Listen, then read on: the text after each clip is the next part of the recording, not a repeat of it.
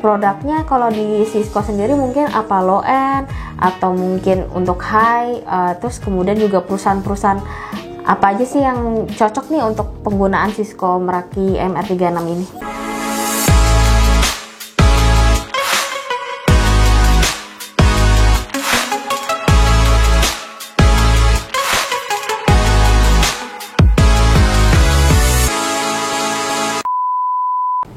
Nah sekarang kan unitnya sendiri udah kita pasang nih.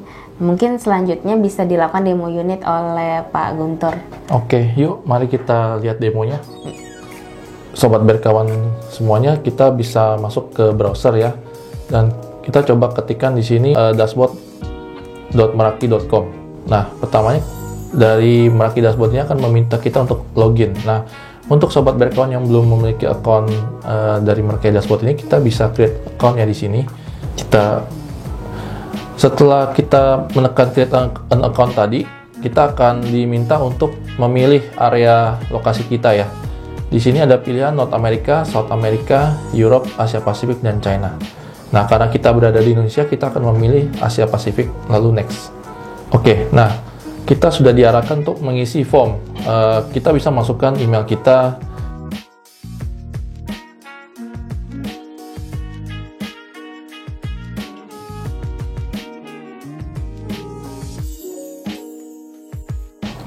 dan kalau kita sudah mengisi semua dari isian tersebut, kita akan klik di sini saya bukan robot, lalu kita akan create account.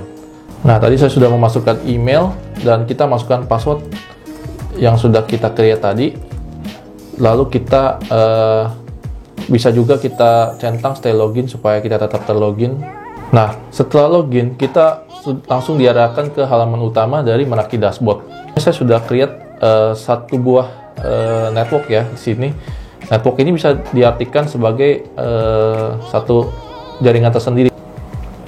Nah, kita sudah memakai yang sudah saya create sebelumnya, yaitu di sini kita anggap adalah Meraki BRK Head Office seperti itu. Dan kita karena kita di sini adalah Meraki Access Point, kita akan masuk ke menu wireless ya di sini.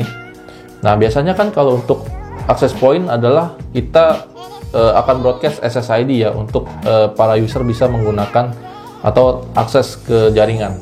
Pertama kita masuk dulu ke konfigurasi SSID di sini. Nah, untuk proses konfigurasi SSID sendiri di sini satu buah access point ini bisa maksimal 15 SSID yang bisa kita konfigurasi di sini. Sebelumnya saya sudah membuat dua SSID di sini, yaitu Meraki BRK Corp dan Meraki BRK GES. Nah, untuk proses konfigurasinya sendiri kita untuk SSID baru kita bisa lakukan seperti ini. Misalnya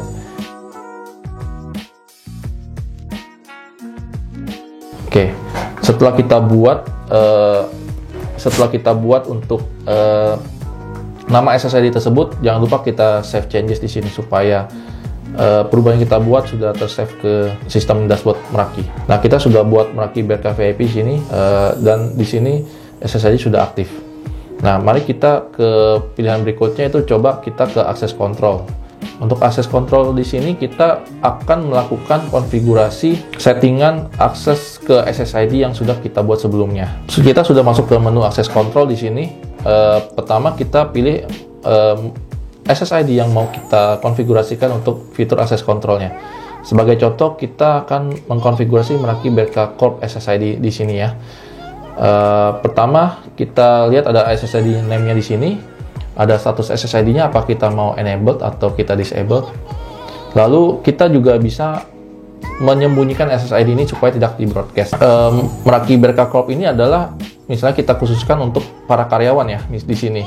Contohnya untuk security di sini adalah untuk login ke dalam jaringan. Lalu keduanya kita bisa memakai kalau opportunistic wireless encryption atau OWE. Lalu berikutnya ada pre-share key yang biasa kita banyak temui ya di SSID ini. Kita bisa masukkan password. Berikutnya kita juga bisa memilih akses kontrol berdasarkan alamat MAC. Lalu bisa juga dengan enterprise login ya dengan autentikasi dari Meraki Cloud. Lalu berikutnya kita coba di sini pilih pre-share key ya di sini. Kita coba bikin pre-share key misalnya. Dan untuk pre-share key ini di bawahnya kita bisa pilih nih apakah dengan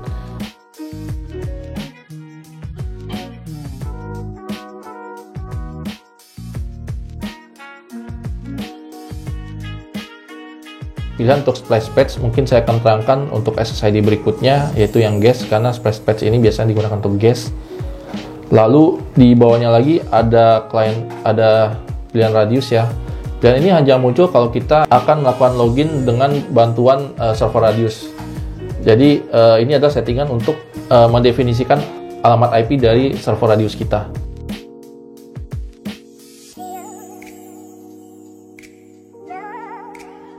Di sini juga kalau kita memilih eksternal DHCP server, kita bisa menggunakan VLAN juga yang sudah kita miliki atau kita definisikan di sini.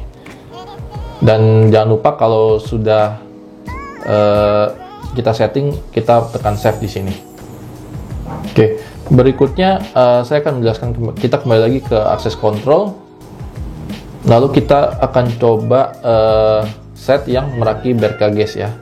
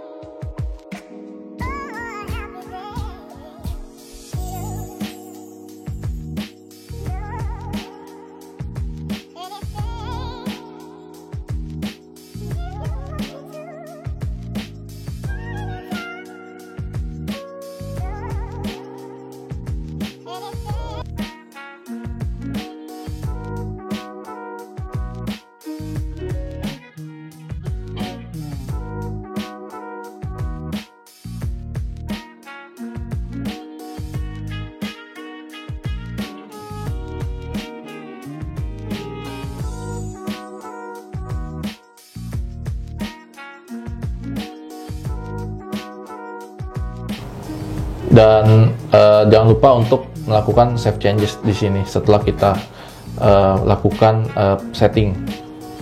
Untuk fitur berikutnya, saya ingin menjelaskan mengenai splash page. Splash page ini adalah untuk login yang menggunakan portal ya, atau splash page. Yang menggunakan splash page ini tadi yang sudah kita setting adalah di Meraki Berkages SSID. Nah, kita bisa mendefinisikan atau membuat halaman untuk login menggunakan portal. Nah, kita di sini coba pakai yang sudah ada, lalu mungkin kita coba buat yang sederhana, misalnya welcome message.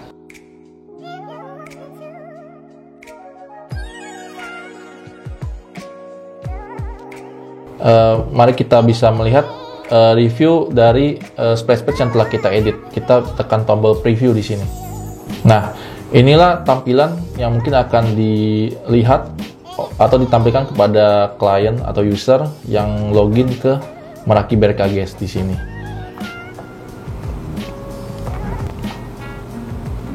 Oke, kita coba save changes di sini setelah kita lakukan edit ke splash page.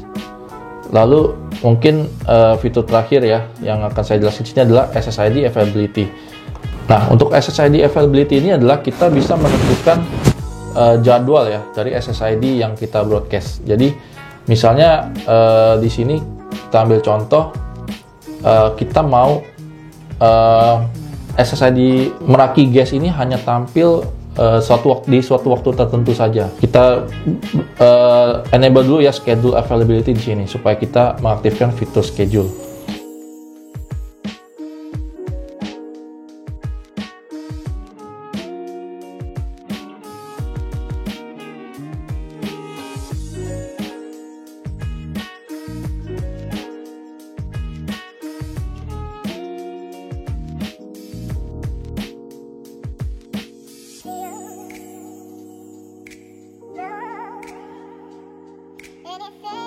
Dan jangan lupa kita save changes. Oke, tadi rekan-rekan Sobat Berkawan sudah melihat demonya ya. Oke, Molly, berikutnya apa nih? Nah, tadi kan udah dijelasin terkait produknya dan juga dari Pak Gundo udah demo unitnya nih. Jadi mungkin bisa disimpulkan dari podcast kali ini bahwa produk Cisco Meraki Access Point ini adalah bagian dari solusi Cisco Meraki yang dimanage melalui cloud dashboard yang dapat memberikan kemudahan atau simplicity bagi personil IT di perusahaan tersebut karena bisa diakses dari mana saja melalui internet dan konfigurasinya juga yang mudah dimengerti oleh IT gitu. Jadi bagi sahabat Berkawan yang ingin melakukan POC Cisco Meraki ini dengan pihak kami, maka akan ada hadiahnya. Nah, untuk detailnya lebih lanjut kita bisa lihat di IDM terlampir ya. Jangan lupa like, komen, dan subscribe beserta juga share video ini.